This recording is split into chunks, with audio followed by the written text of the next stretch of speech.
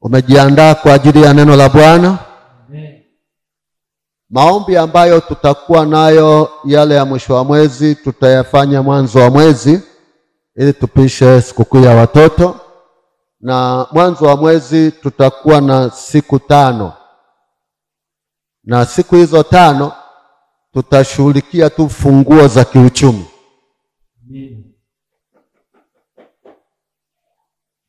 Sawa sawa?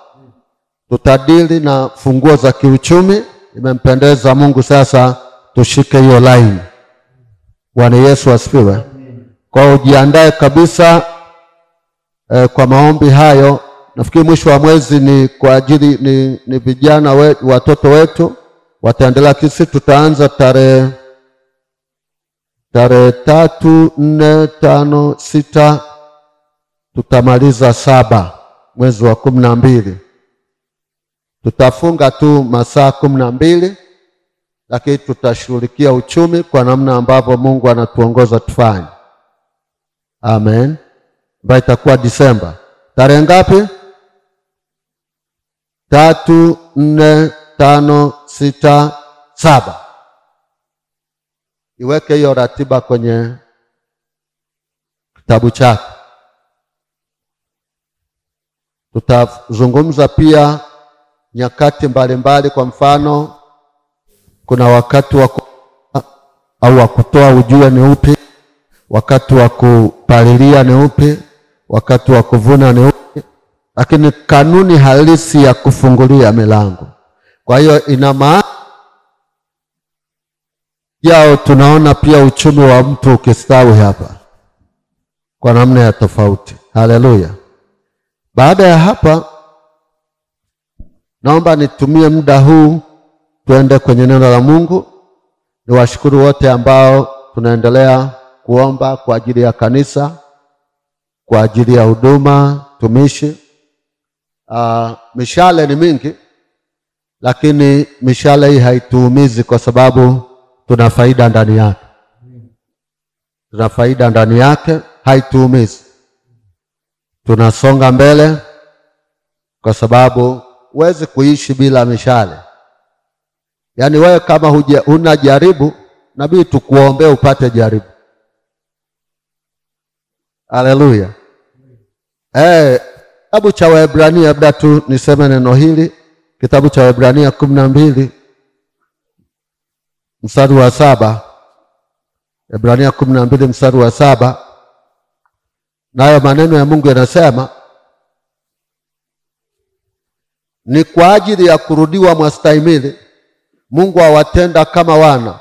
Maana ni mwana yupi asiyerudiwa na babaye? Basi kama mkiwa hamna kurudiwa ambako ni fungu la wote, ndipo mmekuwa wana wa haramu ninyi, wala si wana wa halali. Yaani wewe kama unaga changamoto huko duniani tu, ngeukie mwenzako muulize, wewe ni haramu au ni halali? Una changamoto yote, kwa kweli wewe inabidi tukuombee tu Bwana akuguse. Yesu asifiwe. Haleluya. Sikuombee upate jaribu, litakuja Bwana akitaka kukusogeza mahali anapotaka. Bwana Yesu asifiwe. Kuna jambo nilikuwa nasikia leo kabla sijaenda kwenye neno hili. Naomba nisome Petro wa kwanza, liandike hili. Na nimeona baadhi ya watu wanajichanganya sana. Yaani kuna watu wanajichanganya. Kuna watu wamekuwa na maanguko, especially kwenye dhambi ya uzinifu. Na ni watu ukionyeshwa wezi kudhania. Na wengine wako kwenye mwelekeo. Wengine wako kwenye mwelekeo. Sasa nataka nitoe maonyo ili ikifika basi utakuwa na shingo ngumu. Leo sitakuita, yaani natoa tu maonyo. Lakini nikija wakati mwingine nitakuja kinabii na nitakuita tu. Sipendi sana lakini itakapolazimu kwa ajili ya uponyaji wa kanisa. Sisi ni watu wa kiroho. Tuchague moja tu. Kama ni kumtumikia Mungu, kumwabudu Mungu, basi tumwabudu. Kama unaona hujamaliza, rudi kamalize huko. Acha tumwabudu. Ndaye katika mwili wake atavuna uharibifu. Katika roho atavuna uzima wa milele. Wanaoelekea wapo na orodha yao ni nao, lakini walio tayari wapo pia. Na wapa tu shauri, muingie kwenye toba, angalau hata saa 12 tu, masaa 12, sema na Mungu, na utoke kwenye huo mtego. Yakishapita maonyo hapa, usije ukashangaa aibu inakuja kwako. Petro wa kwanza 2:12.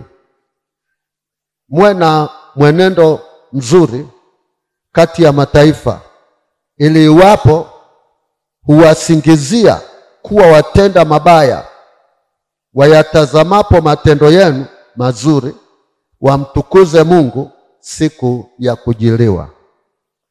Wayatazamapo matendo yenu mazuri, wamtukuze Mungu siku ya kujiliwa.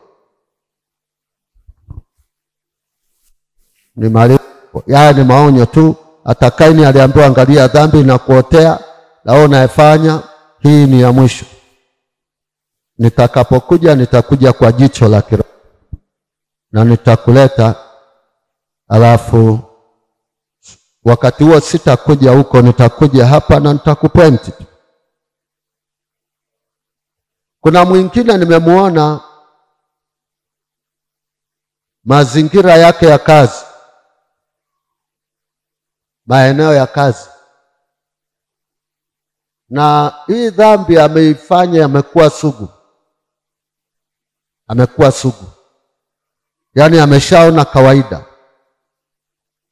Sasa sikia, ili ni onyo. Lakini kuna wengine wamefanya connection, sasa hivi kuna mawasiliano yanaendelea ya siri. Hilo nalo ni onyo. Msije mkanielewa vibaya wakati ambao nitakuwa nawaita mbele. Mnajua tu kwamba uko wakati huwa naita watu.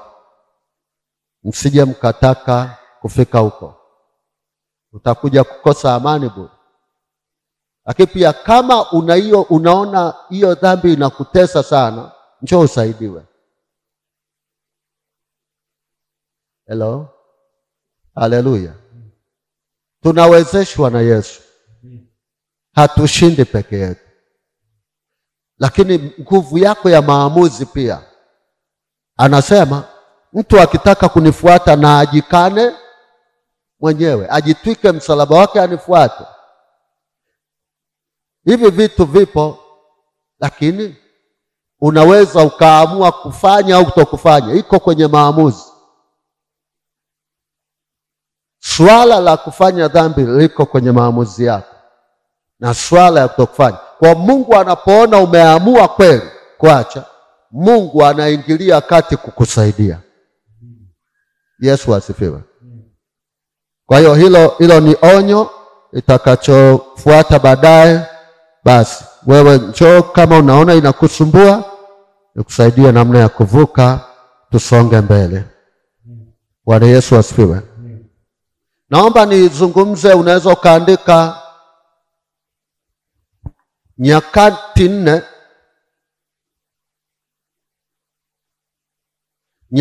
4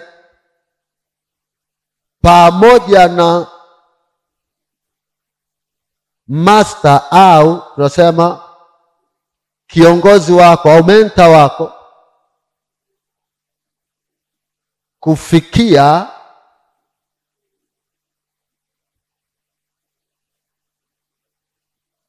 viwango vingine vya maongezeko. Okay? Nyakati 4 pamoja na nasema master wako, mentor wako au kiongozi wako kufikia viwango vingine vya mafanikio.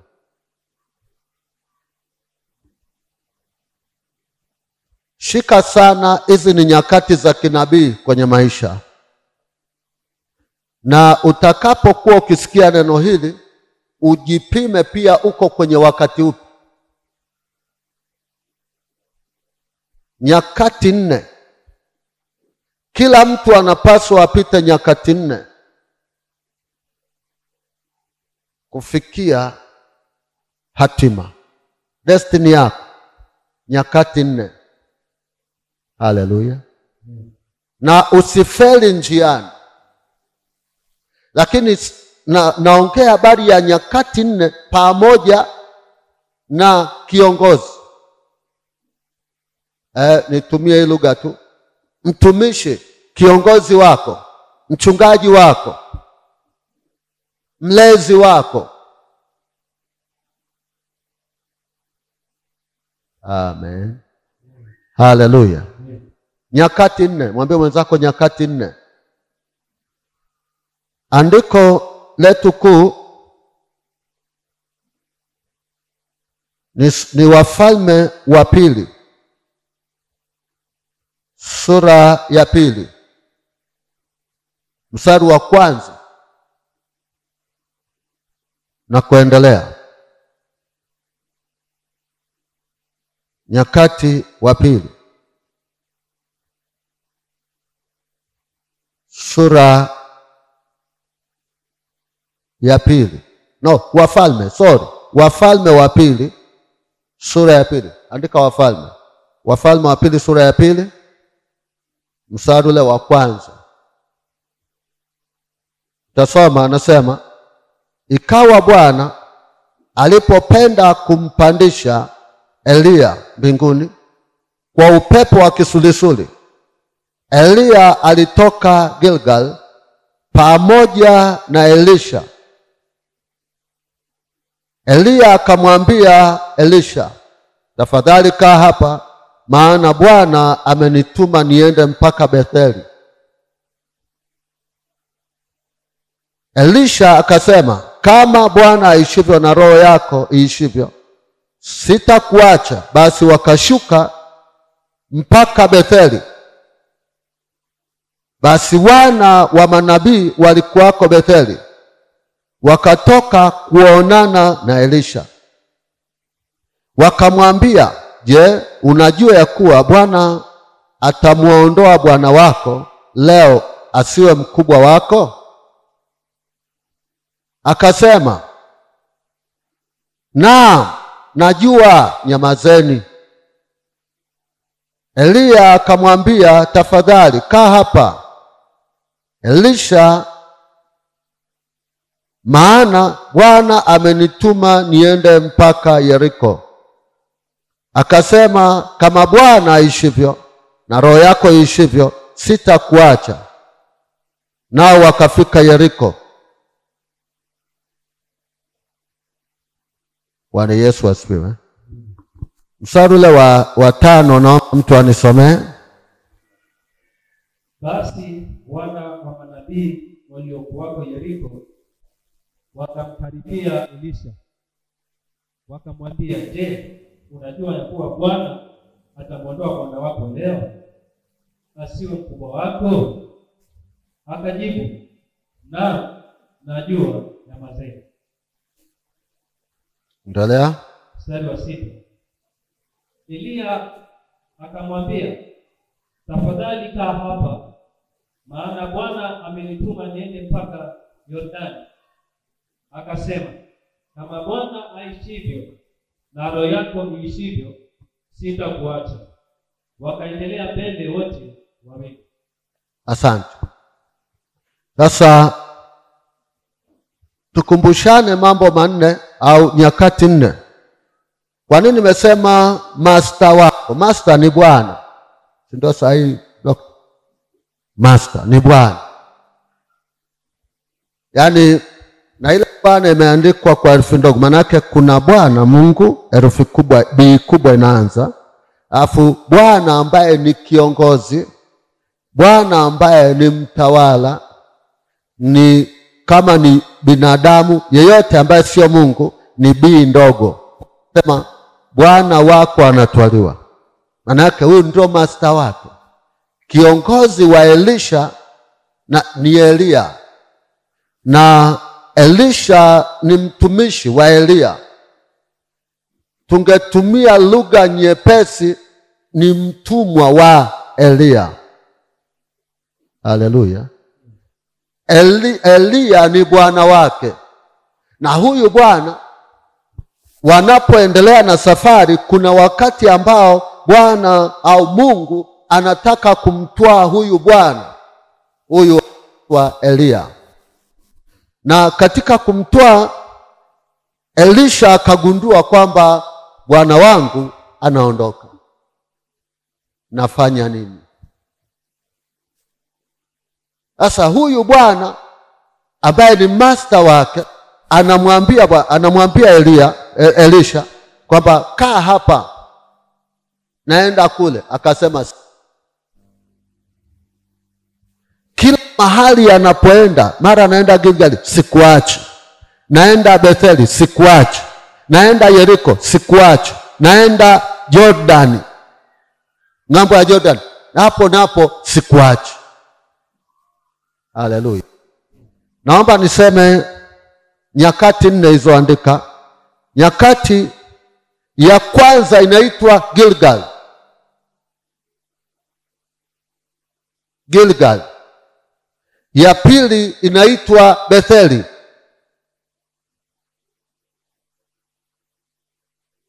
Naomba Mungu afungue masikio yako uelewe. Usikie vizuri, uelewe. Ya tatu inaitwa Yeriko. Kwa kuna Gilgal, kuna Betheli, kuna Yeriko. Alafu ya 4 ni ng'ambo ya Jordan. Ng'ambo ya Jordan. Hii inamaanisha kuna mchakato wa kushinda una process. Mchakato wa kufanikiwa una process. Lazima upite Gilgal, mtu yeyote. Lazima upite Betheli. Lazima upite Yeriko. Alafu ukifika ng'ambo ya Jordan, angalau kunakuwa na kapumziko fulani, kwamba hata tukiona tutasema Bwana amemwonekania, Bwana amembariki. Haleluya. Yesu asifiwe. Usipopita hizi hatua, huwezi kuwa na mabadiliko au viwango vikubwa. Sasa nisikia.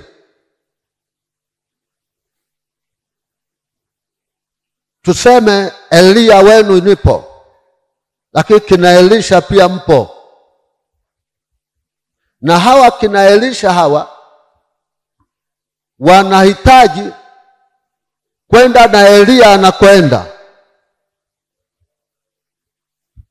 Kina Elisha, haleluya. Kina Elisha, haleluya. Kina Elisha, mikono juu. Haleluya. Yesu asifiwe. Wanataka kumfuata kiongozi. Wanataka kufika mahali anapofika kiongozi. Sikia. Zote wakati Mungu anaachilia neema duniani, huwa anaachilia mtu. Sikia. Kila kanisa lina mtu. Kila huduma ina mtu. Duniani kuna mtu. Ndani ya taifa kuna mtu mmoja. Okay. Hata dhambi ingia duniani, maandiko yanasema mtu mmoja dhambi iliingia. Hiyo ikafanya mauti. Adamu wa kwanza alifanya dhambi. Nataka uelewe ninakoelekea. Lakini pia anasema neema ililetwa na mmoja ambaye ni Kristo Yesu. Kwa hiyo kupitia unapata neema tena. Halo. Haleluya. Kupitia Kristo Yesu tunapata neema tena, kwamba kuna neema inatembea kwa watu, lakini kupitia mmoja, Adamu wa pili, Yesu Kristo. Na kama dhambi iliingia kwa mmoja ambaye anaitwa ni Adamu wa kwanza, ambaye alifanya dhambi. Okay, tuende hapa sasa. Mungu hafanyagi vitu kwa mkupuo, na vitu vingine automatically lazima uvipate mahali kwa mtu mmoja. Haleluya. Yesu asifiwe. Naomba nitoe mifano kabla sijaenda mbali. Elia alikuja kwa wakati wake. Elia alikuwa sababu ya Waisraeli kuondokana na adha iliyokuwepo. Kwa mfano, unaona wakati manabii wa Baali wameingia, aliyekuja kumrejeza Mungu ni Elia. Elia alimrejesha Mungu, alirejesha madhabahu ya Mungu Israeli, mmoja huyo. Na watu wakageuka wakamwabudu Mungu. Unapoenda kusoma Wafalme wa Kwanza 18 utaona wakamrudia Mungu, wakamwabudu Mungu kupitia mtu huyu mmoja. Maana yake wewe na mimi, kila mmoja kwa sehemu ulikowekwa wewe mmoja. Kwa mfano, kwenye familia yawezekana umeokoka peke yako. Wewe ni mtu ambaye ni pando la Bwana hapo. Ukikosea unakosesha, na ukifanya vizuri unawafanya wale wapite vizuri. Hiyo kuna mtu ananielewa? Okay. Adamu alikosea, alituingiza kwa dhambi, si ndio? Mtu wa kwanza Adamu alitenda dhambi, na wote wakafikiwa dhambi, hata wale ambao wakufanya dhambi. Rumi 5:12 inasema wakafikiwa na ile dhambi, hata ambao wakufanya dhambi. Lakini neema ilikuja kwa Kristo, naye kawafikia tangu Yesu amekufa, sio leo. Lakini neema ile inatuteka leo, tunaokolewa mewa. Haleluya. Yesu asifiwe. Yesu asifiwe. Haleluya. Tunaelewana vizuri? Haya, tuje hapa. Mungu alimweka Musa kwa Israeli, alimtuma. Waisraeli walilia, akamtuma Musa, nenda kawakomboe. Natoa mifano takusaidia. Na huyu Musa tena, Mungu anasema hawa sio watu wake, ni watu wa Musa. Hii kitu inashangaza sana. Kuna wakati unaweza ukawa hapa, lakini wewe ninyi ni watu wangu. Afu ukajiuliza, hivi Mungu yukoje? Ndio. Kaangalia kitabu cha Wakorintho wa kwanza 10 mstari ule wa 4, kuanzia mstari wa kwanza mpaka wa 4. Wakapita katika bahari. Maandiko yanasema pale wakabatizwa katika bahari na katika wingu, ili wawe wa Musa.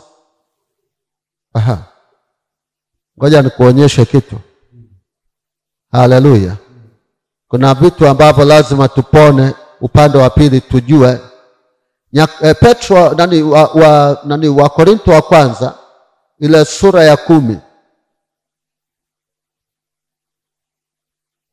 Kwa maana, mstari wa kwanza, kwa maana ndugu zangu, sipendi mkose kufahamu ya kuwa baba zetu walikuwa wote chini ya wingu, wote wakapita kati ya bahari, wote wakabatizwa wawe wa Musa. Amesema wawe wa nani? Hasemi wa Mungu. Kwa hiyo hawa Waisraeli wote alipewa Musa. Na ndio maana wanapokosea Mungu anasema, angalia watu wako Musa wamenikosea. Watu wako Musa wameniasi. Watu wako Musa wamechonga ndama wanaiabudu. Musa, nataka ni kuache wewe, ni waue hao watu wote, kisha waangamiza wewe, nitaachilia uzao kwako, na huo uzao nitakaokupa ndio utakaokuwa taifa tena. Na Musa ndio anayesema, Bwana, usiwaue hao watu. Haleluya. Yesu asifiwe. Anamwambia Mungu, ikiwa utawaua basi na mimi tuachane, hiyo utawamaliza. Na Mungu anamsikia Musa, anamwambia, kwa ajili yako nimewasamehe. Kwa ajili yako. Ni mtu mmoja. Ta Yesu ni mmoja. Yesu asifiwe. Yesu asifiwe. Sasa turudi hapa. Amekuja Elisha, akagundua kwamba kuna mmoja master ambaye tumepewa, na huyu ndiye aliyebeba dhamana. Okay. Sikia. Kuna vitu ambavyo unaweza ukapata mwenyewe, lakini viko vingine lazima upate kupitia baba yako wa kiroho. Hivyo havina mjadala. Haleluya. Yesu asifiwe. Usipopita hapo upate. Okay. Angalia watu waliopewa uongozi kama kina Ibrahim. Maandiko anasema kwenye Isaya 51 mstari wa kwanza. Anasema uangalieni ule mwamba ambao mlichongwa. Isaya 51 mstari wa kwanza. Ambao angalieni ule mwamba. Lakini anasema muangalieni Ibrahim na Sara mama yenu alipokuwa mmoja. Nani anaweza akanisomea?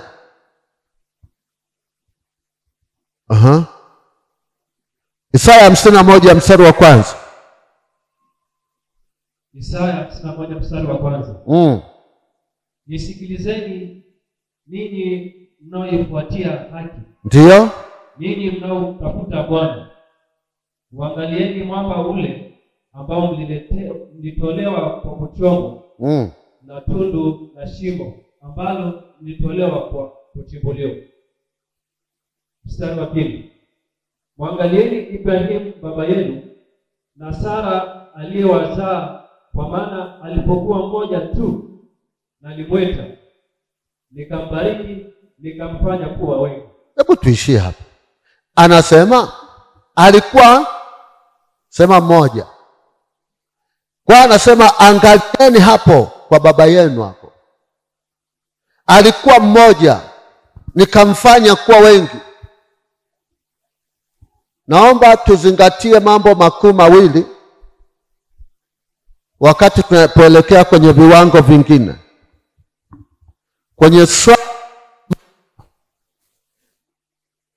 maisha yako, kwa maendeleo ya kimwili, kiafya, miaka mingi, masuala haya yanayohusu mwili. Angalie baba yako wa kimwili. Kama huna baba, basi una baba mlezi. Au wengine unalelewa na mama, au mwingine unalelewa na bibi, amekuwa zaidi ya baba kwako. Mwangalia. Unahitaji baraka huko. Lakini wa pili, baba yako wa kiroho. Yaani vinaenda sambamba. Vitu vyote unavyohitaji vya ustawi wa kiroho, ukwepi baba wa kiroho. Na lazima umheshimu.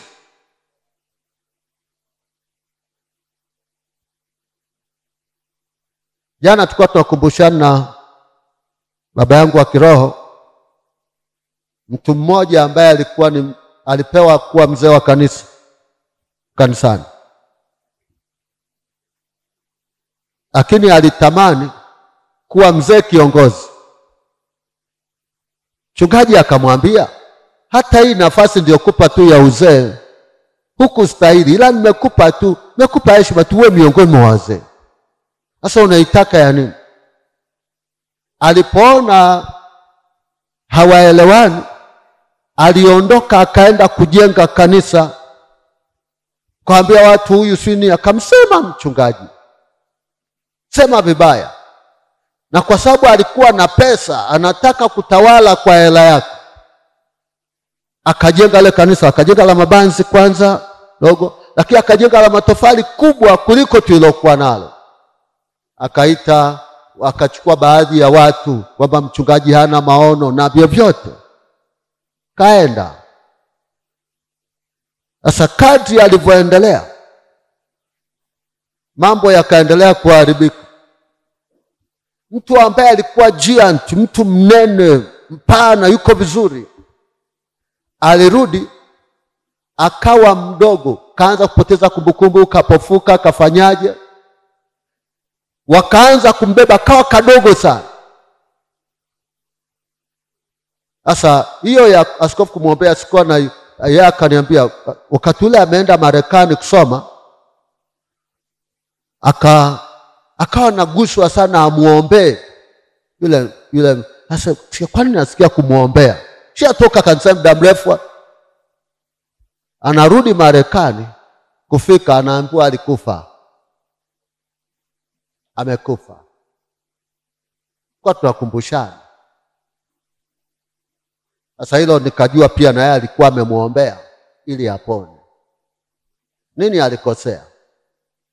Yamkini hata alikuwa na huduma nzuri. Yawezekana hiyo huduma ilikuwa ndani yake, lakini alimkosea master wake. Na Mungu hadharauliki. Hello. Yesu asifiwe. Maandiko yanaongea, naomba niweke msingi kwenye mambo mawili tu, baba wa kiroho na baba wa kimwili. Sawa? Niweke msingi hapo, alafu ndo niende kwa baba wa kiroho zaidi. Maandiko yanasema amelaaniwa amdharauye baba yake na mama yake, na watu wote waseme amen. Ni maandiko pia yamesema, na wewe ukisema amen sio mbaya. Sasa muulize mwenzako, mara ya mwisho kumpelekea baba yako sukari lini?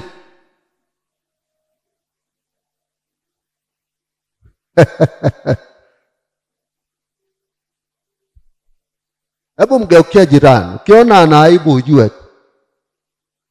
hata nyumbani hakutoka vizuri.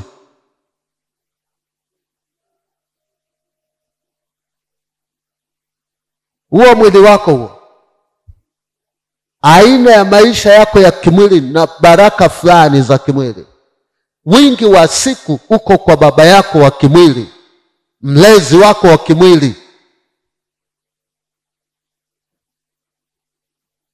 Lo, Bwana Yesu asifiwe.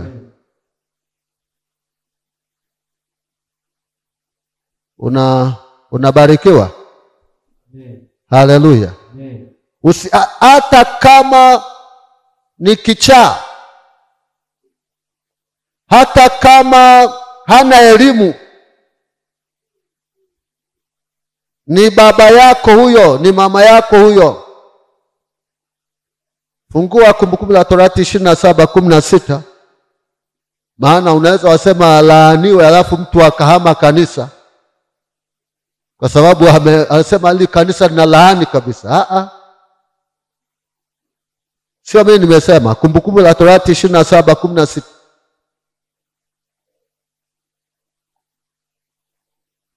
Kumbukumbu la Torati 27:16.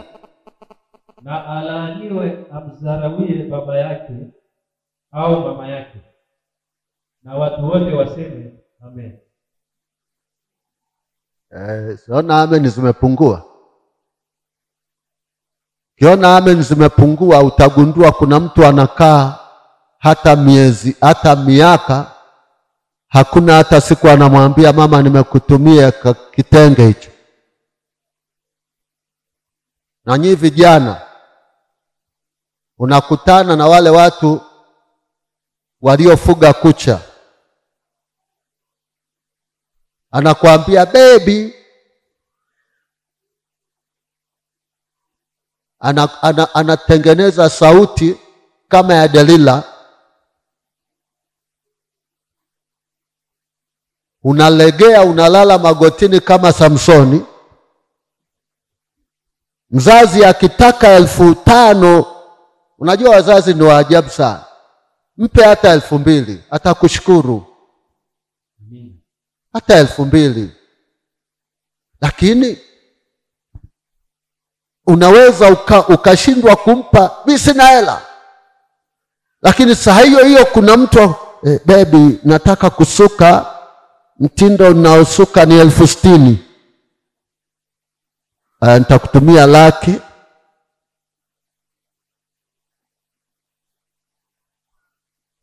Hebu mgeukie jirani yako. Na si vijana wa kiume tu, siku hizi pia hata wadada wanahonga.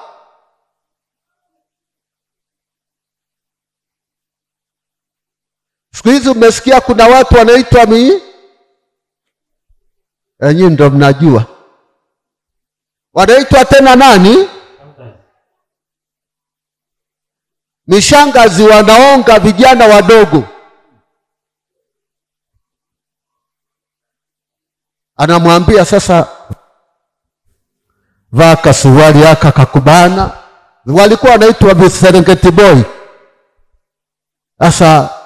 Sasa anakupangia, yani ukana mnafanya, anakupa na hela.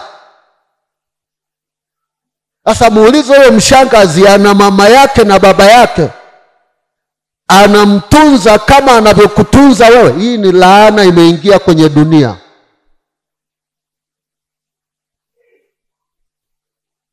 Hello? Sikia, anayestahili kuniita baby ni mama yangu mzazi. Ndio ukweli.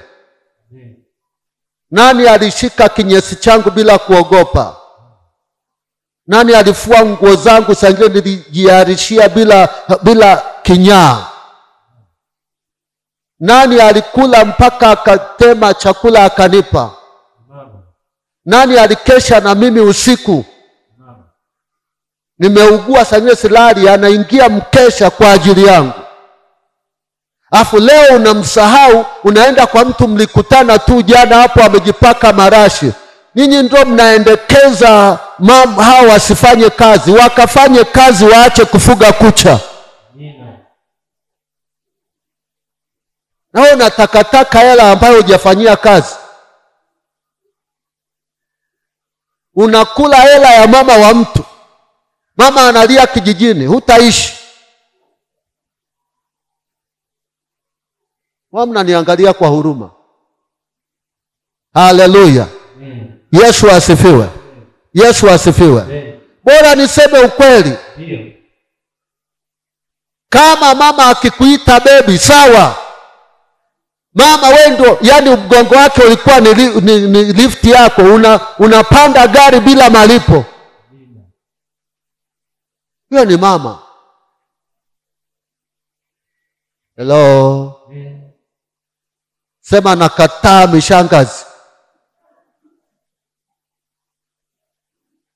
Nakataa Viserengeti boy.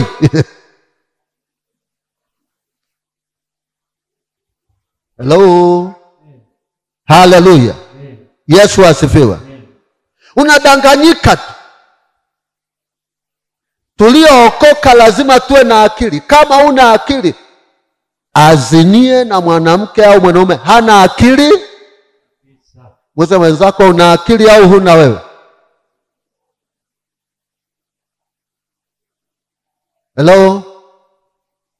Na vingine ni vichepukaji tu. Una ndoa lakini unachepuka. Huna akili.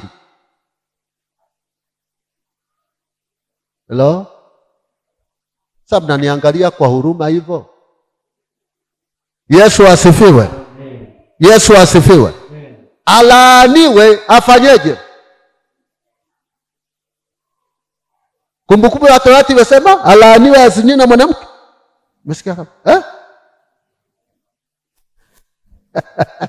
Amdharauye baba yake. Huyo ambaye amepewa pia dhamana ya kuwa baba, hata kama baba hayupo, ni baba yako. Huyo kama ni bibi ni baba yako. Kama ni mama si mlezi ni baba yako. Huyo ni mlezi wako. Mheshimu. Ziko baraka ndani yake. Okay. Naomba niseme Nyakati 4, nistafsiri Nyakati 4, alafu niende kwenye mzazi wa kiroho kuna maombi tutaomba hapa. Nyakati 4. Tuanze na Gilgal. Gilgal ni hatua za awali, au tunaita ni mwanzo wa safari. Gilgal ni mwanzo wa safari.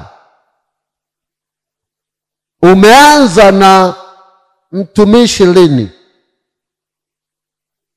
Pale ambapo umeingia Yerusalemu, mkaamua kutembea na askofu sasa na au master wa pale. Hatua hiyo inaitwa Gilgal. Katika kuanza kule, huu wakati unakuwa bado akujawa na madhihirisho sana, unakuwa bado hujamuonja Mungu wa Bwana wako kwa haraka, au wa kanisa ulioingia. Lakini ndio hapo umeanzia hatua za awali. Hatua za awali, hata unapookoka kuna namna fulani unaanza hujui wala hujui kiroho. Bwana Yesu asifiwe. Bwana Yesu asifiwe. Hatua za awali. Bwana Yesu asifiwe. Bwana Yesu asifiwe. Haleluya. Pale mahali ndipo pa kujikoki ili uende hatua ya pili. Ndio maana tunamwambia mtu, unasoma Biblia uelewe, endelea kusoma. Unaomba, mimi sijui kuomba, omba tu hivyo hivyo, Mungu atakusaidia. Ni hatua ya awali. Yesu asifiwe. Yesu asifiwe. Mimi hata sijui kufanya hiki, sijui hata naanzia. Endelea hivyo hivyo. Unaona wenzako wanaomba, wewe ujielewi. Unaona wanasoma neno, wewe hata neno hulielewi, unasoma kama gazeti. Wewe soma tu, ni Gilgal yako. Haleluya. Hatua ya pili ni Betheli. Betheli ni mahali gani? Betheli ni mahali ambapo Mungu anaanza kujifunua kwako. Ndio Betheli hapo. Betheli Mungu anaanza kutokea. Haleluya. Haleluya. Mungu anaanza kukutokea, anaanza kujifunua. Okay, utaona mtu, nakumbuka wakati naenda kwa askofu wangu, kwa sababu yeye anajua. Nilipoanza tu kuanza kufunuliwa neno, nilifunuliwa Kumbukumbu la Torati 28. Takuwa tukaposikiza kwa bidii sauti ya Bwana Mungu wako, kutunza kutenda yote ni kuamuriwa, ndipo baraka zitapokujia.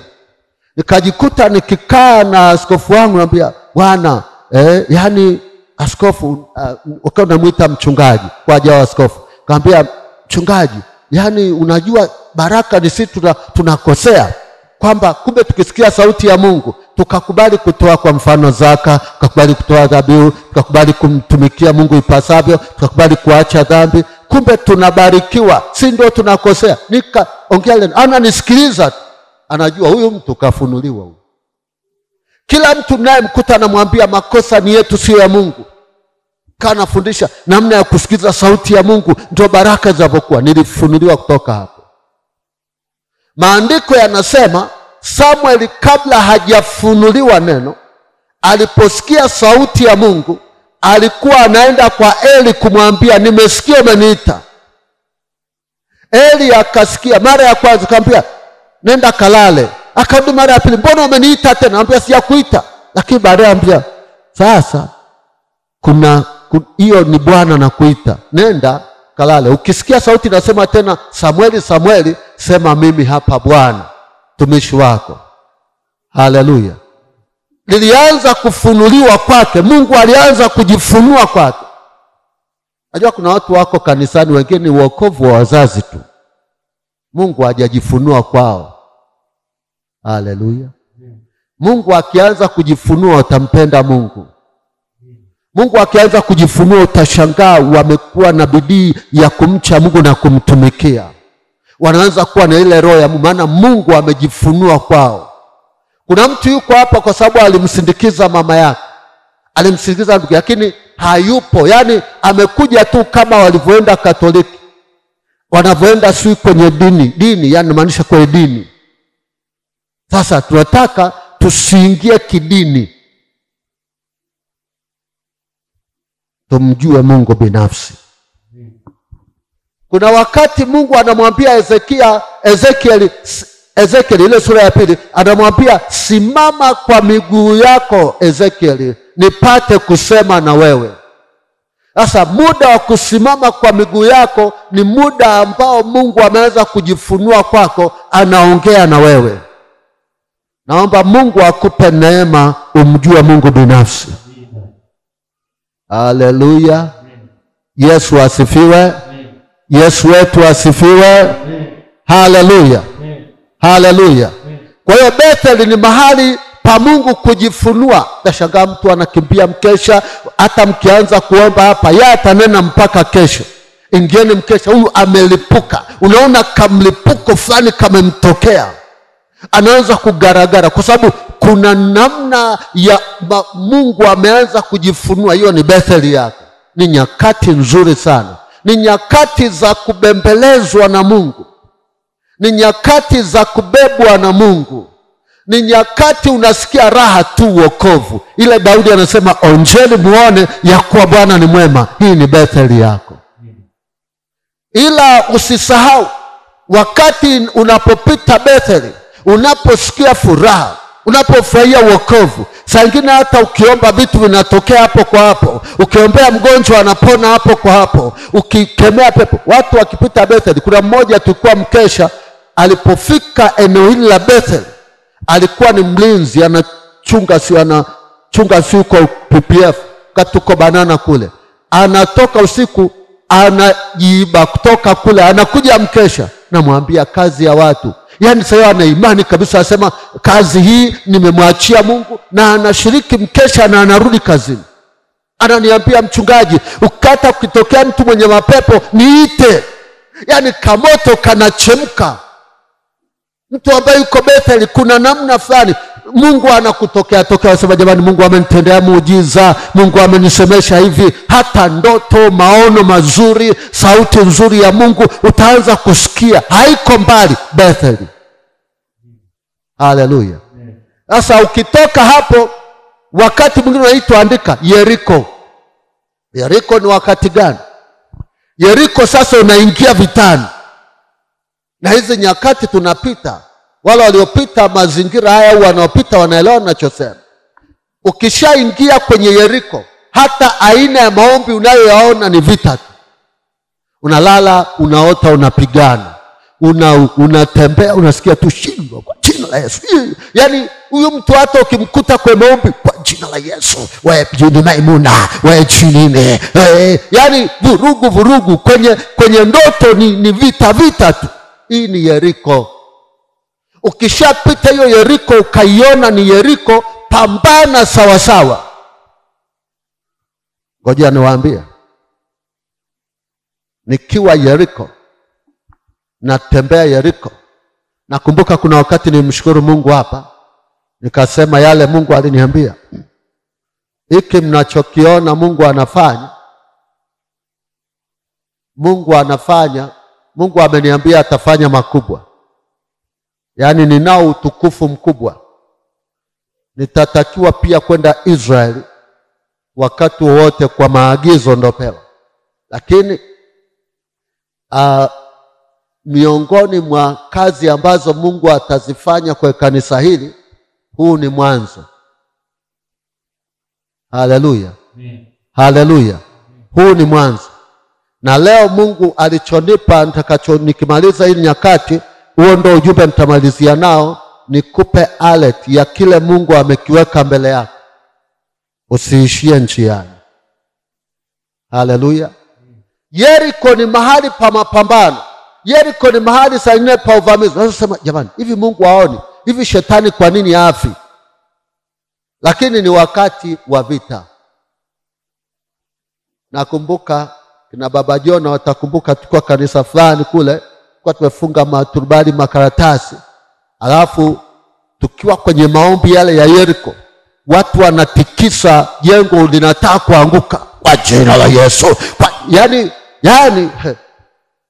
naweza ukafikiri panadondoka. Yale maombi hayajaombwa hapa, kwa sababu ulikuwa ni wakati wa Yeriko. Unashangaa vita huku, mara wachawi huku, kuna wavuta bangi wako huku, wanywa gongo. Yani si tulivuta bangi, yani mimi kuijua harufu ya bangi na uwezi kunidanganya, niliivutia kwenye ile kanisa.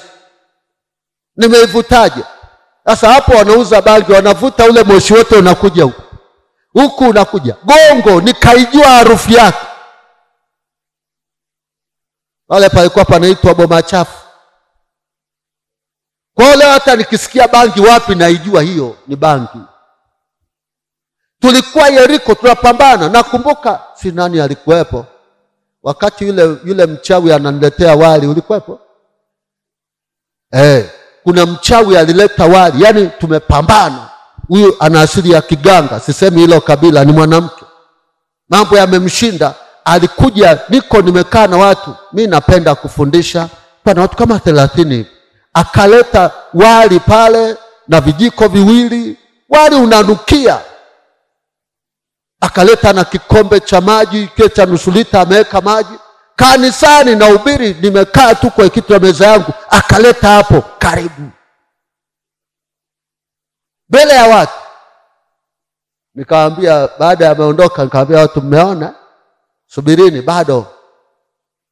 Nikampa mama bibi mmoja, akaenda. Nikamwambia, chukua hiki chakula, kuna wale mbwa wamesema wanakula kuku kule kwako, nenda ukawekee wale, ni ofa yao. Kile chakula kilipomwagwa pale, mbwa hakugusa. Alafu kiliota ukungu, kikawa cha kijani, kikawa kitu kisichofanana. Wali ambao ulikuwa mzuri, hakuna. Baadaye kaona tu akifukia. Yule dada ilibidi aje awe kama kichaa fulani, wamemuondoa sina matunguri yake, alichukua akapeleka wapi, lakini alipotea ghafla. Tulipiga sana, kwa hiyo nafikiri aliumizwa mpaka akaja kimwili. Mimi sishangai kama mtu tumempiga kiroho akaja kimwili, sishangai. Nikiona watu wanakuja kimwili najua ni failure kwenye ulimwengu wa roho. Hello. Hallelujah. Ilikuwa Yeriko. Na yamkini na wewe kuna mahali unapita Yeriko, wewe maombi yako ni ya kivita, unaona tu hata ukilala mapambano na nini. Songa mbele. Hello. Na ukiwa kwenye hii vita pia usitende dhambi. Utakuwa mlango wa kukuangusha. Mshtaki wako Ibilisi anapokuja kushtaki, huwezi kuvuka hapo. Chunga sana ukiwa kwa mapito, shikamana na Mungu, maana ndiye anayeweza kukutoa. Haleluya. Kwa hiyo Yeriko ni mahali pa vita. Yeriko ni mahali pa mapambano. Yeriko ni mahali pa mivutano. Utakutana na jirani atakuchokonoa, utakutana na rafiki atakugeuka, si nani atakusaliti, mambo yatakuwa ndivyo sivyo, usiowaamini watakugeuka. Yeriko yako haitakuwa nzuri sana, itakuwa ya maumivu na vilio. Lakini utakaposikia Mungu ndani anaweka hali ya kivita na mapambano, pigana, usiache. Amen. Walionielewa sema amen. Amen. Haleluya. Amen. Na ukitoka Yeriko unafuata nini? Tumesema inafuata nini? Nyakati nyingine. Seme wote. Seme wote kwa sauti. Kwa hiyo hapa ng'ambo ya Jordan, andika maana ya ng'ambo ya Jordan. Maana yake unapelekwa sasa kwenye mafanikio. Unapelekwa wapi? Kwenye ushindi. Ndio ushindi. Haleluya. Haleluya. Unapelekwa huko sasa. Wakati huo huwezi kuomba. Ngoja niwaambie, kuna wakati mimi nikiwa huko Yeriko, na nyuma ya Yeriko ilikuwa yani hata mtu akinipa shati limechanika kola, nakuja kushuhudia kanisani muujiza. nimepata 500, nitaongea kweli Bwana ametenda muujiza. Sio kawaida. Lakini ukifika ngambo ya Jordani, kufanikiwa sio muujiza tena. Hello. Ngambo ya Jordani tayari umeingia kwenye viwango vingine vya baraka. Swali linakuja, je, unaweza kuvuka hivi viunzi, upite Gilgali salama, utembee Bethel salama, upite Yeriko salama, mpaka ufike ngambo ya Jordani? Okay. Wakati kanisa limepita Gilgali, kuna watu hatunao. Kwa sababu wengi hawapendi shida. Naongea na mtu hapa. Ngoja niwaambie, ni kweli hapa sasa hivi kuna mtu akipita barabarani angetamani aone kanisa limeisha kabisa ndo aje aabudu. Ni wachache sana ambaye anaweza kusema ngoja niingie na mimi niwe sehemu. Ni wachache. Na kuna mtu mkitangaza ujenzi, kuna bahasha ya ujenzi tunataka kujenga, anahama kanisa. Mwenzako ni wewe. Sasa hebu kajiulize, wale waliosoma, nani ambaye aliwahi kuvushwa daraja bila kupita kwenye mitihani? Yupo. Na mtihani hauwi mrahisi.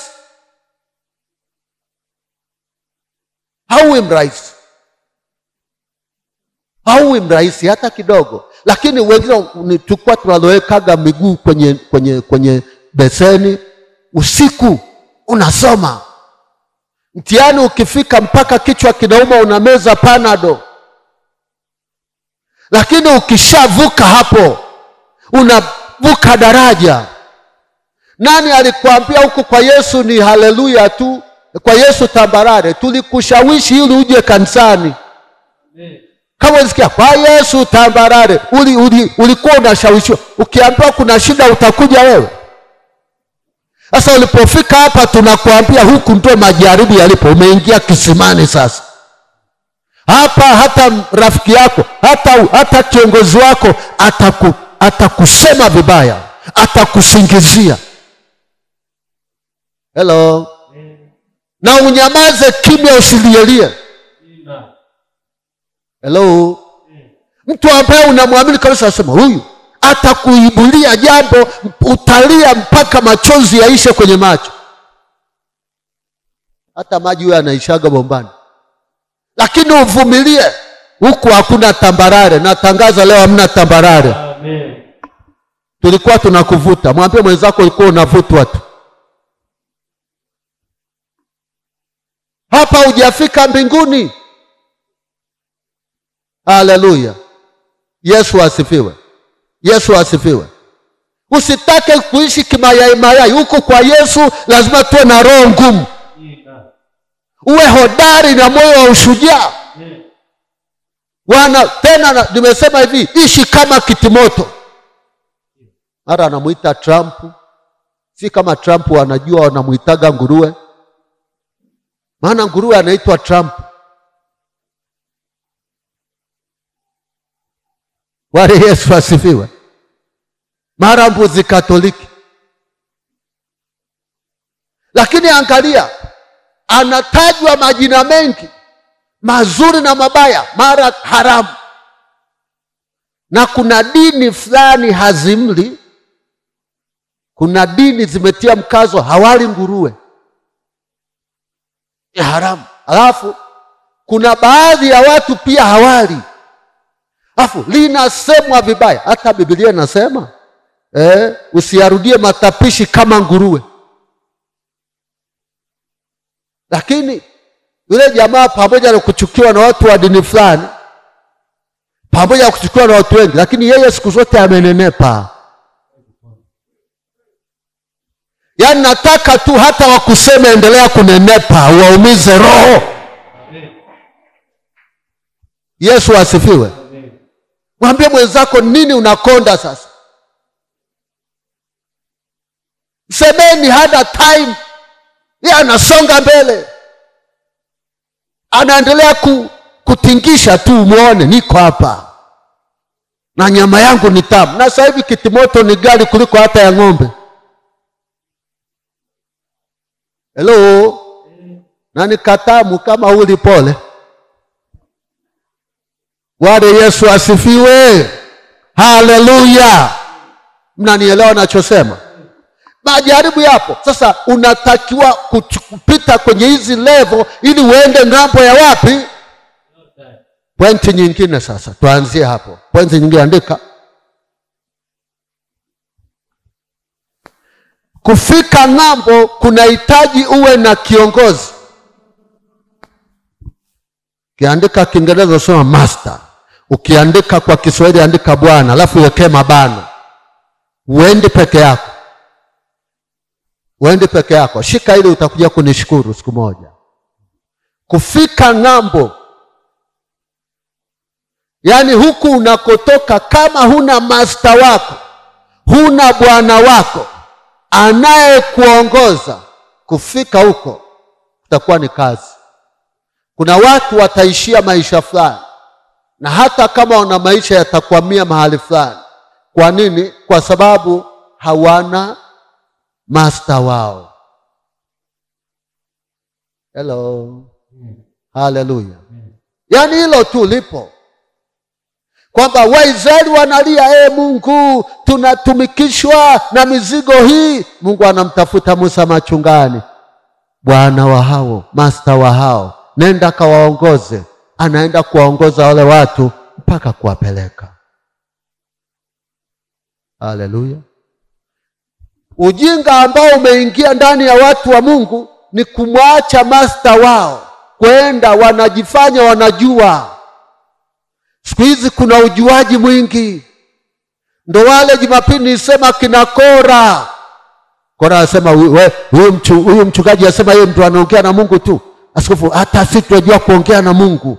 Wanatengeneza makundi. Unahubiri huku na wenyewe wako huku. Angalia, waza mchungaji ile suti aliyovaa ni sadaka zetu. Ile gari aliyoendesha sadaka zetu. Wale watoto walienda shule sadaka zetu. Saa ngapi utapokea uongozi wangu na utafika kama sio laana kutoka kwangu? Hello. Yesu asifiwe. Yesu asifiwe. Sikia mtu wa Mungu, kama hutaki kuongozwa. Unajua kuna watu wasema wanaongozwa na roho. Yaani kuna wajinga fulani, ila sio ninyi. Wapo wajinga fulani. Mjinga tasi muite mjinga ni mtu akifundishika anaelewa, lakini mpumbavu ni mtu anayejua cha kufanya asijue kufanya. Sasa tuje hapo. Nitasema nimetukana. Mathayo 7 ile sura na kuwa makini sana na watu wa leo. Unaweza ukashangaa pia Kora mwingine ameinuka hapa. Mathayo 7 inamuita mtu fulani mpumbavu. Mstari wa 24. Mathayo 7. Basi kila mtu asikia maneno yangu na kuyafanya atafananishwa na mtu mwenye akili aliyejenga nyumba yake juu ya mwamba. Mvua ikanyesha, mafuriko yakaja, pepo. Lakini mstari wa 26. Kila mtu asikia maneno yangu asiyafanye anafananishwa na mpumbavu. Huyu ni mpumbavu. Sasa kama utahama kanisa uhame kwa sababu ya neno hili, sio kasema askofu alitukana. Ni neno. Mpumbavu anajua cha kufanya lakini hafanyi. Haleluya. Haleluya. Bado unabarikiwa? Bado unanielewa? Yesu asifiwe. Yesu asifiwe. Muulize mwenzako, wewe bwana master wako ni nani? Kiongozi wako ni nani? Unaongozwa na nani? Okay, ngoja nikwambie. Tunapofika bahari ya Shamu na tunatakiwa tuvuke ng'ambo, tunahitaji mwenye fimbo. Master wako amebeba fimbo ya kukausha maji ili uvuke. Hello. Kwa hiyo atakayetumika ni mmoja, lakini kwa ajili ya wengi. Kuna mtu amenielewa? Kwa hiyo Elisha Sasa kama utakuwa Elisha ni mmoja wapo, kama sio basi ni Kora, basi tukuache tu pia. Kora nilikwambia ni yule aliyeshindana. Kina Haruni nao waliinuka, wewe huyu asesi nini, wakamdharau hata mke wa Musa, nini. Hao kina Haruni na Miriam wao wa ukoma wale, hao tuachane nao. Hebu tuende na kina Elisha. Kina Elisha, haleluya. Kina Elisha mikono juu. Hawa kina Elisha sasa, hao ndio wanatembea na Elia. Alafu Elia anasema mimi nataka kwenda Gilead. Anasema Bwana, sikuachi hata huko, tutaenda pamoja. Lakini si unajua kuna changamoto. Na changamoto hizo tutaenda pamoja. Lakini si unajua kuna kusemwa vibaya. Na kusemwa huko tutaambatana. Sikuachi. Utaenda na mimi Yeriko, Gilgal, ndio twende tu. Utavumilia kweli mambo yanayosemwa na uchafuzi tutaenda hivyo hivyo. Wako watu hata angebaki kanisani mwenyewe haondoki. Kina Elisha hawarudiki nyuma, hawayumbishwi. Haleluya. Yesu asifiwe. Akishamdhibitisha Mungu mahali alipo, hayumbishwi. Amen. Anasema okay, basi akaenda wakapita Gilgal. Akasema sasa naomba mimi hapa Gilgal nikuache, natakiwa kwenda Betheli, naomba ukae hapa. Akasema hamna, hata huko Betheli twende pamoja. Hii ina maana gani? Hii ina maana gani? Askofu, tutajenga pamoja. Amen. Tunanunua vyombo vya muziki, tununue pamoja. Tunataka kuboresha miradi fulani, tufanye pamoja. Kila ambacho kinahitaji kufanyika, tutakuwa wote. Tuko watenda kazi. Paulo anasema watenda kazi pamoja. Kama ni mateso, Paulo anasema walioshiriki pamoja nami katika mateso yangu. Sio kafikiri hata Yesu wanafunzi wake wa kushiriki mateso, walishiriki. Akiwa hai Yesu walishiriki naye, dhoruba zilikuwa nyingi, lakini hata baada ya Yesu kuondoka walishiriki yale mateso, nao waliteswa pia, lakini hawakumwacha. Hebu turudi kwa wanandoa kidogo. Haleluya. Mumeo, niliwaambia kuna mtu mmoja namfahamu, na muhifadhi jina. Mume akashikwa, akapelekwa magereza. Kesi kazungushwa na ilionekana atakuja kufungwa kwenye miaka hata 6 kuendelea. Maana ilikuja kubainika kesi ya uuaji wa kutokusudia. Lakini mke alipoenda mwaka mmoja pale, akaona mbona akieleweki, na akaambiwa hii kesi haitaishia, lazima akafungwe. Baada ya mwaka mke akukanyaga magereza, alirudi mtaani, kaanza kuwa mnywa pombe, kaanza kuwa mzinifu, kaendelea na mambo yake. Kwa neema ya Mungu, yule ndugu wakaja wakapewa kifungo cha nje cha muda mfupi, na baadaye wakatoka. Lakini baada ya miaka 3 wametoka. Anarudi, mke hayupo. Mazingira alionayo imebidi aoe mke mwingine. Amerudi kwenye biashara, amepika. Yule aliyemwacha anamfikiria, kwa sababu yeye alimkatia tamaa. Wako watu ambao sasa hivi huyo mume wako uliye naye, huyo mke wako uliye naye, chunga. Tulipokuwa kanisa dogo kule juu, tulikuwa na mama mmoja anakuja kanisani. Yule mama alikuwa mzima tu vizuri. Siku moja akapanda mlimani hapa Kijengo. Alipopanda akakutana ni likichaa limemfukuza, likamrushia panga likamkata mshipa huu wa nyuma. Kwa ule mguu wake umerudi kuwa mfupi. Sasa hivi anavaa kale kakiatu, utaona tu anachechemea. Baada ya kukata ule mguu, mume wake alimwacha, ameoa mke mwingine. Hiyo mama ambaki tu anachoma mahindi na nini, ameondoka na binti yake. Binti yake majuzi hapo mkuta amaliza form 4, ameenda form 5. Yesu asifiwe. Yesu asifiwe. Lakini katika ndoa walisema nitakuwa na wewe katika shida.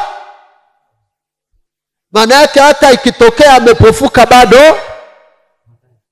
hata ikitokea amekuwa mlemavu. Maana maisha haya huwezi kujua. Mtu ni mzima leo, kesho ina change ghafla, mara macho haoni tena, mara miguu imegoma amelala hapo, mara ameparalyze yuko hapo. Sasa kuna watu ambao ikifika hapo, na ukitaka kujua mkeo au mumeo, ingia kwenye shida ndio utamjua. Hello? Mnanipenda lakini? Haleluya.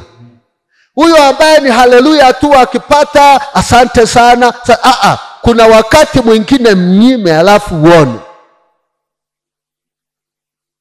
Wewe muulize mwenzako, kwenye shida unatulia kweli? Metokea changamoto, bado utatulia? Anasemaje? Anasemaje? Unajua hata kumpenda Yesu Bwana, usimpende Yesu kwa sababu unapata hela. Kuna wakati mwingine Mungu ataruhusu uko kanisani, unatoa fungu la 10, unatoa kila kitu, lakini hata kupa unavyotaka kwa kipimo. Nasema hili kanisa mimi nahama, kwanza hali yangu ya uchumi sio nzuri, naenda pale kwa matajiri. Umefeli. Kilichokuleta hapa ni mchumba au nini? Mmoja aliondoka akasema mimi naondoka hili kanisa, sioni hata wanaume wa kunioa. Nani alikuambia? Mume atatoka hata mbali atakuja. Juzi tuliyemtangaza uchumba hapa, yule mwanaume ni wa hapa, si amekuja? Kwa hiyo wewe uko kanisani eti unaanza kuhesabu hapa hamna wanaume wa kunioa. Hata ukienda kwenye wengi watakuacha, wataenda makanisa mengine kuoa. Mwenzako umefuata nini kanisani? Yesu akasema kuna watu wananifuata kwa ajili ya mikate tu, walikula wakashiba. Akawaambia maneno magumu. Kuna mtu anajishika tu kwa sababu mambo yanaenda vizuri. Ngoja mambo ya change kidogo, tutatafuta watumishi, tutajaza simu yote, nabii, mtume fulani na nani, utamtafuta kwa sababu wewe unaamini kila kitu. Hakuna kila kitu, haleluya, hakipo. Soma Wafilipi 4. Wafilipi 4:13. Najua kuna mtu Mungu anaongea naye. Haleluya. Wafilipi sura ya 4:13. Na yaweza mambo yote katika yeye anitiaye nguvu. Mstari wa 14. Lakini ukifanya vema. Okay, hebu turudi mstari wa 11 ndio tuende hapo. Mstari wa 11. Si kwamba nasema haya kwa kuwa nina mahitaji. Maana nilijifunza kuwa radhi na hali yoyote nilionayo. Najua kudhiliwa, tena najua kufanikiwa. Najua yani kupungukiwa na pajua, lakini pia najua kufanikiwa. Katika hali yoyote na katika mambo yoyote. Katika hali yoyote na katika mambo yoyote. Nimefundishwa kushiba na kuona njaa. Sasa sikia hapo kwenye njaa. Leo tu, jana mlikula, leo umekosa tu kadagaa mji mzima. Leo hatujala, mwanaume anantesa. Unaweza ukamaka huko ndani mpaka huyo mwanaume akatafuta njia aende kwa rafiki zake, akaangalia hata mpira. Hello. Mtie moyo. Leo alienda vibarua vijasoma huko, mtie moyo, mwambie mume wangu usijali. Leo tutaona namna. Tuweke hata maji ya chumvi, tukoroge na kapilipili, tuchovye ugali, mambo yaende. Kuna kesho. Usiogope mume wangu, kesho utafanikiwa. Wadada mnaojiandaa kuolewa mnasikia? Sio kila siku. Haleluya. Kuna kudhiliwa, kupungukiwa na kuwa na vingi, kuwa na vichache vipo. Dokta, hapa kuna wakati unaweza ukakosa hela, lakini watu wakuona na gari wanajua una hela za mtu akuja anasema naomba nikopeshe 1,000,000, na ukimnyima, kwa mfano, hebu turudi kwa mfano, mimi sijui gharama ya hii kazi inayoendelea, labda nikisema kwa sehemu kubwa nimechangia kwenye ujenzi wa choo chetu, mambo ni mengi, lakini mtu anaweza akaja hapa aliniomba hela nikopeshe nitoe hapa askofu, au hata ni ndugu, naweza nikaingia kwa lawama ya ndugu kwamba huyu bwana ana hela, angalia ameninyima lakini anajenga kanisa, angalia ameninyima lakini anajenga choo cha kanisa, huyu ana roho mbaya. Unaweza ukasemwa vyovyote, lakini si kweli kwamba ukimuona mtu anatembea hata amevaa vizuri ukafikiri ana hela wakati wote. Hello? Usimwangalie mtu kwa juu. Haipo kila wakati. Kuna wakati pia anaishiwa, ana struggle kutafuta anapataje. Wakati wewe unasema maridadi unaficha nini? Umaskini. Sio mpaka afunue avae mavazi machafu ili aje aseme Ndio maana saa nyingine Mungu anaweza akakusemesha nenda kafanya, lakini angalia dokta amevaa suti na kiatu ameng'arisha vizuri. Wewe hujui Mungu aliyekusemesha anajua shida anayopitia. Mnanielewa? Lakini mnanielewa? Yesu asifiwe. Wakorintho, nataka kuwatia watu moyo mahali hapa. Wakorintho wa pili sura ya 6. Mambo ya misiba ni ya kwetu. Mpendwa mmoja aliniuliza, eti askofu, inawezekanaje ukamuombea labda mtu na wewe kwako kuna mgonjwa? Na mimi nikamuuliza, inawezekanaje daktari anaenda kumtibu mgonjwa wakati ana mgonjwa yuko kule nyumbani kama ugonjwa ule? Yawezekana mama yake ametundikiwa drip, yuko ndani ameparalyze, na yawezekana mama yake ule ugonjwa ukamuua, lakini yeye akaenda kumsaidia mtu aliyeparalyze na mazoezi, ile mtu akainuka. Haina maana kwamba wewe kila kitu kwako. Haleluya. Someni maandiko. Msome Paulo anasema misiba inakuwepo, tujipatie sifa njema. Dhiki, vifungo vinakuwepo. Mtu akipelekwa gerezani wakati mwingine sio dhambi. Mimi nilichokiona saa nyingine kuna vitu Mungu inabidi avionjeshe kwetu ili ukiona mtu anapita kwa ile shida ujue namna ya kumsaidia. Haleluya. Unaweza ukapitia mgonjwa ukaona ugonjwa ulivyo ukamsaidia mgonjwa. Unaweza ukapita dhoruba ya ndoa ukaona ilivyo chungu. Hata mtu akija, mimi nakwambia hivi, mchukue binti huyu, mwambie muombee, kuna mama anataka kujifungua anaumwa, hawezi omba. Ukaomba kwa jina atajifungua. Lakini mchukue mama ambaye ameenda leba akakiona, ukimwambia tu ataomba na kufunga, kwa sababu anayajua maumivu. Ndio maana hata Yesu alipigwa sio kwa sababu alikuwa na dhambi, ila alibeba huzuni yetu. Ajuaye sikitiko, anayejua maumivu. Ukiumwa kichwa anajua alipigwa taji ya miiba, kichwa kinaumaje, anakusaidia haraka. Walionielewa sema amen. Amen. Soma Wakorintho wa pili sura ya 6 mstari wa 1. Wakorintho wa pili sura ya 6 mstari wa 1. Nasi tukitenda kazi pamoja naye, twawasihi msipokee neema ya Mungu bure. Mstari wa 2. Kwa maana asema, wakati uliokubalika nalikusikia. Ruka nenda mstari wa 3. Mstari wa 3. Tusiwe kwazo la namna yoyote katika jambo lolote. Ili utumishi wetu usilaumiwe. Bali katika kila neno. Katika kila neno, mambo yanayotokea kwako, katika kila neno. Tujipatie sifa njema. Tujipatie sifa njema. Kama watumishi wa Mungu. Kama watumishi wa Mungu. Katika zaburi nyingi. Katika zaburi nyingi. Katika dhiki. Kumbe kuna dhiki tena. Muulize mwenzako, hivi kuna dhiki kwa watumishi tena? Katika msiba. Kumbe kuna misiba. Hebu mgeuke jirani mwambie tena kuna msiba jamani na ni mtumishi huyo. Katika shida. Kumbe kuna shida pia. Katika mapigo. Mapigo pia yapo. Katika vifungo. Na vifungo. Katika fitina.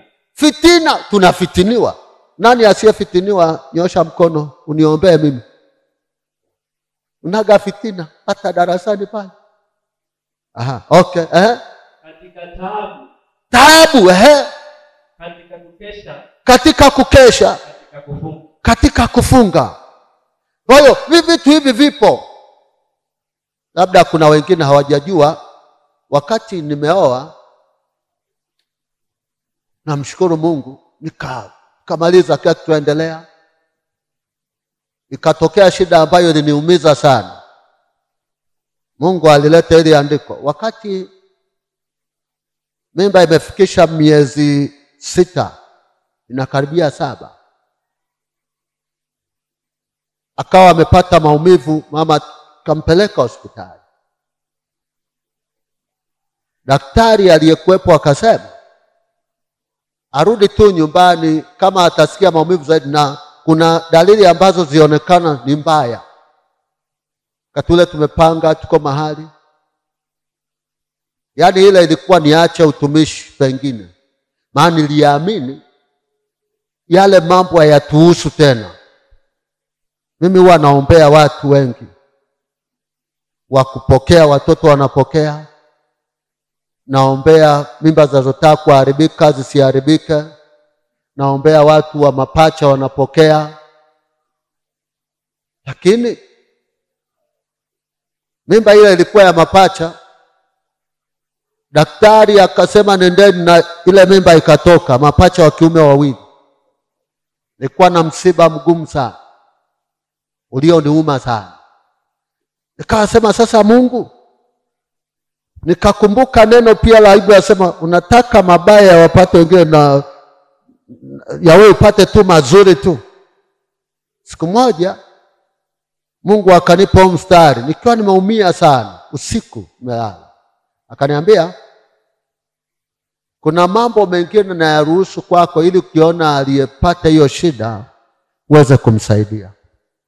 Akaniambia huwezi kumfundisha mtu shule ambayo wewe hujaipitia. Lakini sio rahisi. Sio rahisi. Tukapita kwenye ile. Ni kweli kwamba hata ukiniletea mtu ambaye wamemwambia mimba haidumu tena, leo naweza kumuombea ikadumu. Naomba kwa mzigo sana. Yesu asifiwe. Yesu asifiwe. Lakini haikunipata nikiwa mwenye dhambi. Ilinipata nikiwa kwenye utumishi na mtumikia Mungu. Tena ni yule ambaye hata wengine wasema, nakumbuka adui yangu mmoja alinifuata nyumbani, aliyewahi kunifukuza kanisani. Siku hiyo alikuja nyumbani, nikajua kumbe adui kupata shida anakuja kushangilia. Japo Mungu ananiambia nakupa watoto, asema panua mahali pa hema yako, watasema watoto wani wengi na nini. Aliongea. Haikuwa rahisi. Sasa nikagundua kumbe hizi ni sehemu. Kuna wakati nilikuwa naamini kabisa mtu anayeugua ni mwenye dhambi. Yaani wewe ukiumwa, umekosea wapi? Lazima nikuulize, nitakuombea. Sinyanyapai mtu. Kuna mahali umekosea au nini? Lakini nikagundua hata nyumbani kwangu magonjwa yalipita. Ila Mungu akawaokoa. Kwa mfano mnakumbuka binti yetu ambaye yuko sekondari, tena amewasalimia, ni kwa naye jana. Bwana Yesu asifiwe. Alipata shida, akaingiwa na kijiti ambacho kilikatikia huku mara 6. Na alikuwa anatoa usaha, nafikiri mnaona dimples fulani ni ya kutengenezwa ile ya kile kijiti. Alipita kwenye hiyo hali. Na wengine waliweza kuongea, kwa nini na nini. Lakini wakati wananiambia toa 8,500 ili kifanywe, maana kimeshika mshipa wa fahamu, kigusa kilienda kutokea ndani, kigusa anapoteza fahamu. lakini nilimuomba Mungu, kikatoka bila kwenda kufanyiwa operation. Kilikuwa hakiwezekani, tumekaa kama ndoano. Lakini kijana pia alivimba miguu, akaenda hospitali, wakasema hii itakuwa tatizo la figo, si aende KCMC na wapi. Jana akiwa amekaa kwenye vyombo pale, nilienda nikakaa naye, tukatoa sadaka, nikamwambia hakuna KCMC, hakuna nini, maana itoka mpirani, kashangaa miguu tu inavimba. Tukaomba naye, yani ilipita na kwangu, lakini tukaomba na ile shida ikaisha, hakwenda KCMC wala wapi. Akaja huyu mwingine mwimbaji wetu, naye akapita mahali ambapo aliugua, akawekwa kwenye oxygen, wakijua kabisa anakufa. Watu walikuwa wanashinda kanisani kuomba, nimepita kwa mtumishi, tukaomba. Wakati wanasema haamki kesho, nikamwambia ataamka kwa jina la Yesu. Mpaka wale madaktari walikuja kusindikiza kumleta kujua hilo kanisa ambalo tunasali ni lipi. Na mpaka leo naitwaga Mount Meru, wakiona mtu amuelewe naenda kumuombea. Na kwa ajili ya binti pia kwa kijiti, naenda hospitali ya Dr. Natasha pale Bikira Maria Center, wananiita, unakuta nimekaa na mimi na wagonjwa kama daktari. Wanasema hii Askofu Shirima anaiweza, sababu aliona nilichofanya pia kwa mtoto wangu. Mungu aliruhusu nipite hapo pia. Unasemaje nimemuona Mungu kama hajakutokea kwenye mambo haya? Haleluya. Lazima upite, alafu baadaye useme kwa kweli kulikuwa na ugonjwa. Hivi nisemeje? Hivi unamuonaje Mungu? Unamfikiri unamuona sura? Mtu anasema nilikuwa mgonjwa, nilikuwa na HIV, nilikuwa na kansa, nilikuwa na hivi, nilikuwa kipofu, sasa nimemuona Mungu, nimekuwa mzima. Hello. Haleluya. Haleluya. Yesu asifiwe. Yesu asifiwe. Huyo naye akatoka ICU mzima, tena ndienda akampulizia pumzi akawa mzima. Lakini inawezekana huku nyuma kuna watu wasema, kama yeye ni mtumishi kweli, kwa nini mtoto mpaka alazwe? Kama vile wanavyosema, kama umeokoka kweli, kwa nini huna kazi? Kwa nini mambo yako hayaendi? Vingine usifikiri mtu amejaribiwa kwa sababu amemkosea Mungu, anapita kwenye vipimo. Akaja huyo mdogo tena ilizua, alipata matezi yakanamletea homa na nini, na ukaimbwa wimbo, nilipata vita kweli kweli. Nataka kufanya operation, huyu anataka kutoa kafara. Yakaongelewa. Unajua watumishi tumeshaamua kuwa kama kitimoto. Ukiona na nenepa hapa, nimeamua kuishi kama kitimoto. Haleluya. Yakaongelewa, kasema hapa Mungu hajulikani. Nikachukua watoto wote mlimani, twendeni pale. Nikawaambia, nilikuwa likizo, nikawaambia sikia, Eliza alipona, mnakumbuka? Elia ulipona miguu yako, nakumbuka? Ndio. Edlini alipona, mnakumbuka? Alienda ICU na ilikuwa afe na mauti ilishaonekana? Ndio. Nikaambia na matezi haya yatapigwa operation. Mungu yule aliyefanya huko, na kama Mungu amekwamia hapa, basi naishia hapa afe tu, na tutaulizana na Mungu. Tumetoka, kijana yupo, hana shida tena. Yesu amemaliza mwenyewe. Sio dhambi. Lakini leo naweza kusema Mungu yuko pamoja nami kwa sababu ninamuona Mungu. Hata ugonjwa ulipopita aliponya. Siku nilipoishiwa niliona akifungua milango. Ndio maana hata nikiombea kanisa mara nyingi siangalii sura ya mtu, naambia Mungu inua kiwango. Nakumbuka ujenzi huu, kuna watu mkiletewa madeni yenu kwenye madaftari ni mengi kwa ajili ya ujenzi huu, lakini Mungu alimuinua mtu ambaye alikuwa support. Anasema askofu umekwama wapi? Akaleta askofu umekwama wapi? Tukaenda mpaka. Yaani watu wanashangaa, hujatoa hela alafu inaenda. Kama una nadhiri, hakikisha unaitimiza nadhiri yako. Hello? Umebarikiwa? Umebarikiwa? Okay, hiyo ilikuwa ya kutia moyo. Usiogope, bado umeokoka. Hata kama unapita pagumu bado. Kwani daktari watoto wake hawaugui kwa sababu yeye ni daktari? Au walimu kwamba watoto wake wana akili kwa sababu yeye ni mwalimu? Tena inawezekana mtoto wa mwalimu ni wa mwisho wa darasani. Wangapi wamesoma na watoto wa walimu? Labda mnanipa ushahidi. Walikuwa na akili kuliko wengine. Haina maana wewe ni mwalimu basi. Mwambie mwenzako weka akili. Haleluya. Yesu asifiwe. Sasa nimalize na hivi. Kwanza mbarikiwa. Umetiwa moyo. Umejengwa. Malize na hili. Kama kwanza niwapongeze. Sema amen. Kwa nyakati fulani nilizokuwa napita na mkaamua kusimama, niwapongeze. Kama ninavyoenda kwenye utukufu mkuu na nyinyi mnaenda kwenye utukufu mkuu. Kabisa. Kama uliweza sikia. Nafikiri Jumapili niwaambia ilibidi mtu mmoja wachungaji wakakasirika. Hawana adabu. Ijapo hata wachungaji wasipokasirika Mungu amekasirika, watamalizwa. Mungu anaenda huko, ameibua ya kuibua. Anaitwa. Na mimi nikamwambia okay, kama kuna hili unalosema, basi niko tayari nikapige magoti kwa mlengwa. Ni kweli alikuambia hivi, na wewe ndio unipeleke tukaombe msamaha.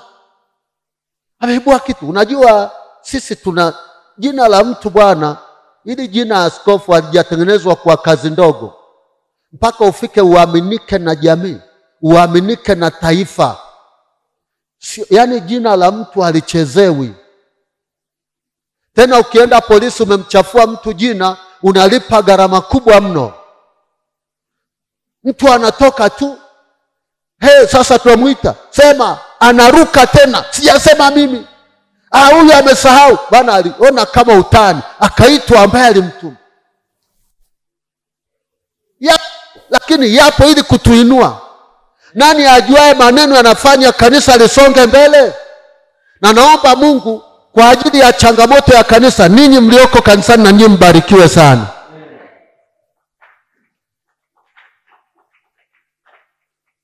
Amen. Ili kama wanafikiri kwamba mlioko hapa mmelaaniwa, waone baraka tena waombe msaada kwenu. Amen. Haleluya. Haleluya. Na wengine anaambia mzee jana wanapiga huko kwenu naona mnajenga choo na kanisa. Hizo bingo ziko wapi? Zipo ndio hapa lakini pana kitabu. Ila wewe usiwe kinyume na huduma. Ukiwa ndani shikamana na huduma. Ukiwa ndani tia moyo huduma.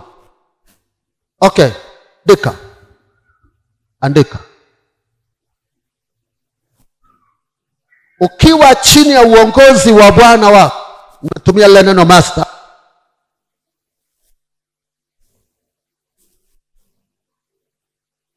Anapoteswa unateswa pamoja naye. Na anapoinuliwa mnainuliwa pamoja.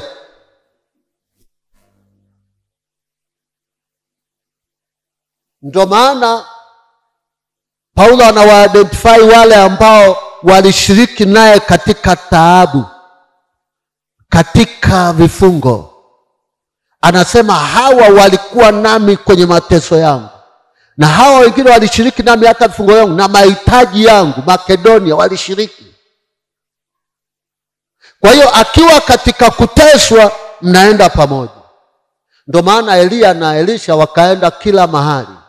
Lakini katika kufanikiwa au kuinuliwa mtainuliwa pia pamoja. Hivyo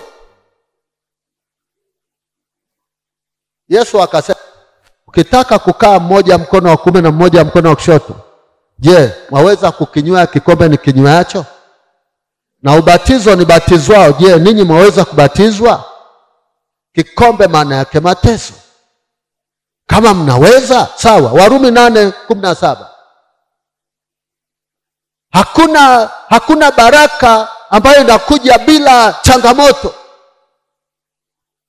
Kwa nini wewe utaki? Yaani unirahisi usema mimi nataka baraka kama fulani, kama baba yangu, au nataka nihubiri kama yeye, nataka nifanye. Lakini swali linakuja,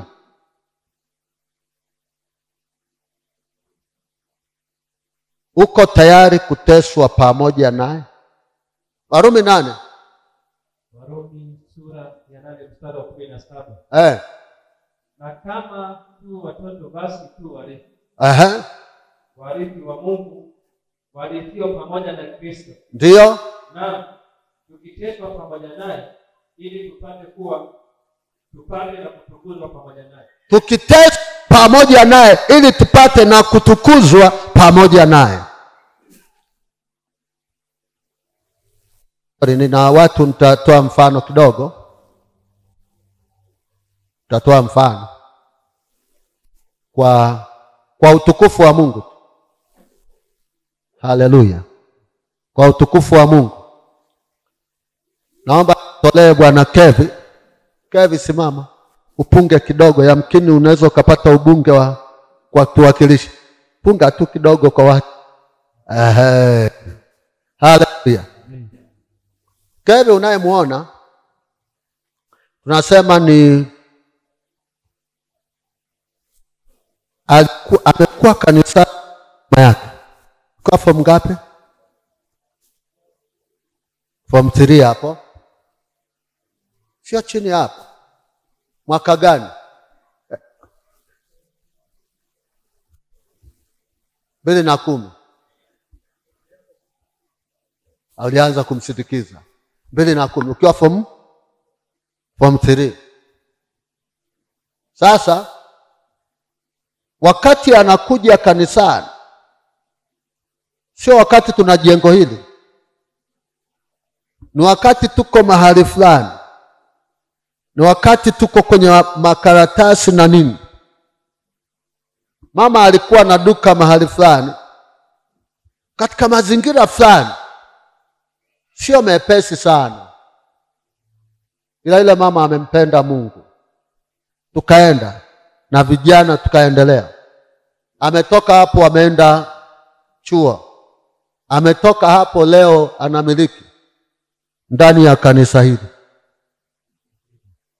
Kwa kama ungemuuliza Yerusalemu ilitoka wapi mmoja wapo na Kevi, muulizeni. Tuna kitu cha kusema Ukimuuliza alipita dhiki ngapi atakwambia. Kwa hiyo kama tulipita kwenye dhiki, tulikuwa nao. Kama kuna kulala njaa, tulipita. Lakini leo hata yule mama anaishi kwa raha mustarehe. Yamkini pale mwanzo tu unasema hii kanisa bwana, ngoja tutafute, kuna makanisa yamejengwa huko ya marumaru na nini, twende huko. Kuteseka huku, mavumbi huko. Mnaomba hata watu wengine, hata mchungaji mwingine viraka vinaulizana hapa, ulikuja lini? Wapendwa, dhiki inatuimarisha. Unapopita ngoja nikwambia, unajua, ngoja si kama mnaelewa. Umesikia mtu wa profesa akisimama hapa, hata akitoa neno, hata kama hajajazwa roho, ataongea vitu vya hekima sana. Kwa nini? Kwa sababu akili yake imepita mikiki, imejengwa. Hisi kama naeleweka. Huwezi kuongea ujinga. Mtu yote aliyepita kwenye magumu ana stamina. Alafu nisikieni. Nendeni kwenye makampuni. Imeneje hivi visupervisor ndio vinatesa watu. Vinatesa, vina majivuno. Saa nyingine hata barua yako unapeleka, ya anasema, ya nini, una appointment hapa? Mwambia ningeomba tu anaiweka kwenye dustbin barua. Unakuta tu kamlinzi kagetini, tena kamesukuma kitambi kiko huko, afu anakukaripia atoe ushirikiano. Lakini ungekutana na mkurugenzi mwenyewe, heshima, kwa sababu anajua alikotoka. Ni uongo au kweli? Mkurugenzi atakusikiza, atakwambia barua yako ilikuwa hata kazi, elimu yako nini, basi leta hiyo barua, tutaiweka, hakuna nafasi, ila ikitokea tu takuita, usiogope. Saa ingine anaweza akaingia hata mfukoni akwambia, hebu chukua hii kukimu maisha, lakini usiache tuendelee kuwasiliana. Atakutia moyo. Lakini vimeneja sasa, Muulize mwenzako, wewe ni meneja mahali ni? Au ni mlinzi mahali? Hello?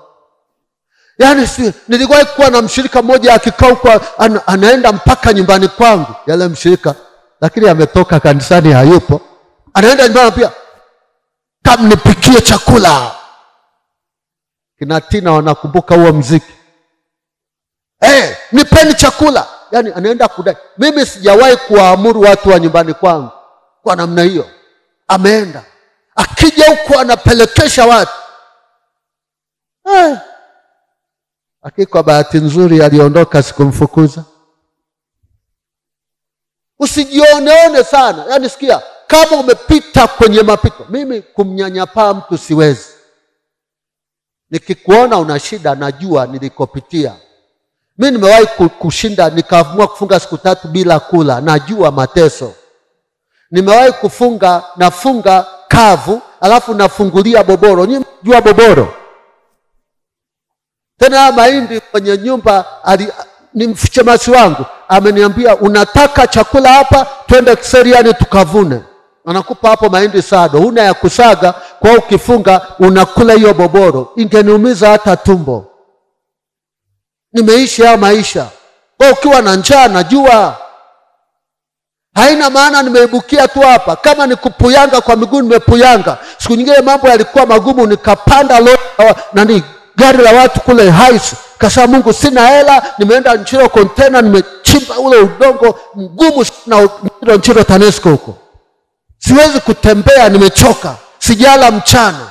Nasikia vichomi. Kasema napanda Hais, Mungu utajua. Wewe ndio umeruhusu, sina hela, kama nitapelekwa polisi na Makonda nipelekwe. Hello? Yesu asifiwe. Na panda ile gari inafika Pepsi hapo, maanzia generator ikaanza kuwa nzito. Yaani kama imelemewa. Wanasema, hebu shukeni sukumeni. Tunashushwa tulioko hapa. Na kidogo inaenda tena fika redi na yumba. Ilipofika redio pale, wakasema shuka, wewe kaa kule. Sasa mimi nakaa ngo ile kule, unajua mlango huko kule. Sukuma. Twende sasa, tumesukuma akarukia chap. Wale wengine wanaenda. Sasa mimi nataka kwenda tena. Akasema, "Nenda." Kajua alishajua mimi ni mkosi. Watu Yesu asifiwe. Lakini kwa ndio nikakatiza nikaja nyumbani. Walionielewa sema amen. Sema amen. Kwa hiyo usidharau watu. Haleluya.